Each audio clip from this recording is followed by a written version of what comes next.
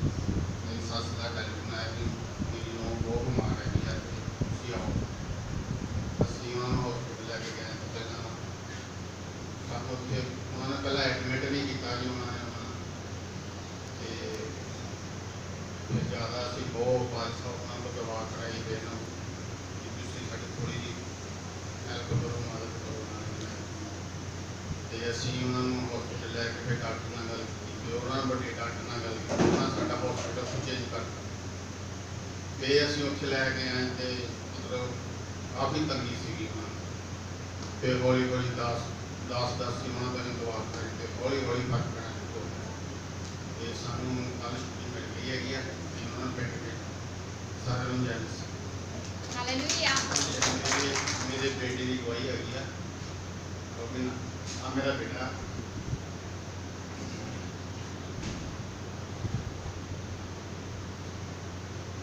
मेरा बेटा है जो मैंने आईएलटीएस का कोर्स किया तो अनप्लैन आए थे बहुत ज़्यादा ही डिप्रैशन चल रहे थे उदू मेरा मतलब काफ़ी सारे पैसे भी लग चुके थे मेरा मन बहुत दुखी हो गया प्रेयर की 10 साल तो भी प्रेयर कराई फिर उन्होंने चर्च लैके आए खुद देते गोपर चर्च से लैके आए दस इन्होंने बहुत ज़्यादा समझाया नहीं बेटा तू इदा ना कर अपने डैडी सारे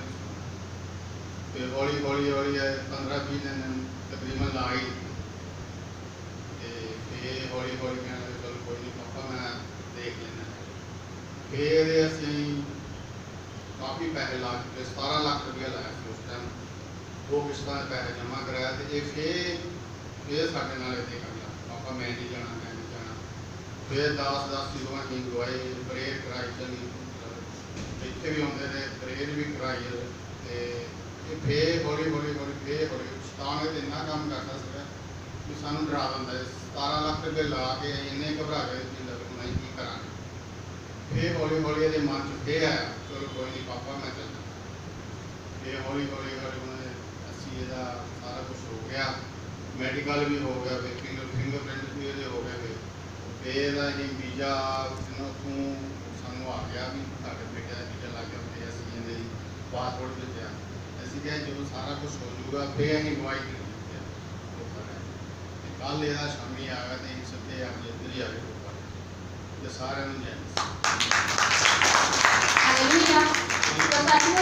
परमेश्वर के काम को देखा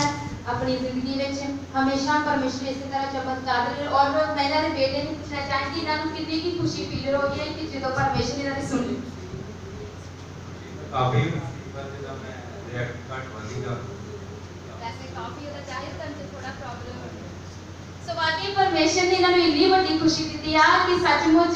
बहुत खुश है कि जो परमेश्वर सुनता है तो सचमुच परमेश्वर अपने बच्चों को इतनी बड़ी खुशी दिता है कि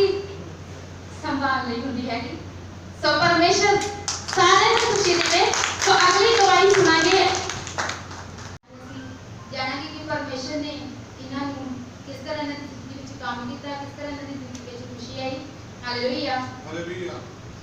सारा मेरी गवाही है मेरे बेटे दी आ वो आईएम की पहला से 8 लाइन आए तो मेरा बीमार हो गया डिप्रैशन चले गया कहते मैं जाना ही नहीं बाहर नहीं मैं जाना और खाना पीना भी छड्डता 10 साल से इतना ही बोली जाता मैं जाना ही नहीं फिर असी खुदा के दास की प्रार्थना कराते हैं आप भी करते हैं तो प्रभु ने हम प्रार्थना का उत्तर दिता सुनिया उन्होंने कल कनेडा का वीजा लग के आ गया तो इस गवाही लिए मैं प्रभु का बहुत धन्यवाद शुक्र करती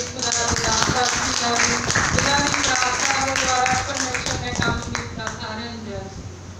हालेलुया परमेश्वर ने जिस तरह इन्हों की जिंदगी में काम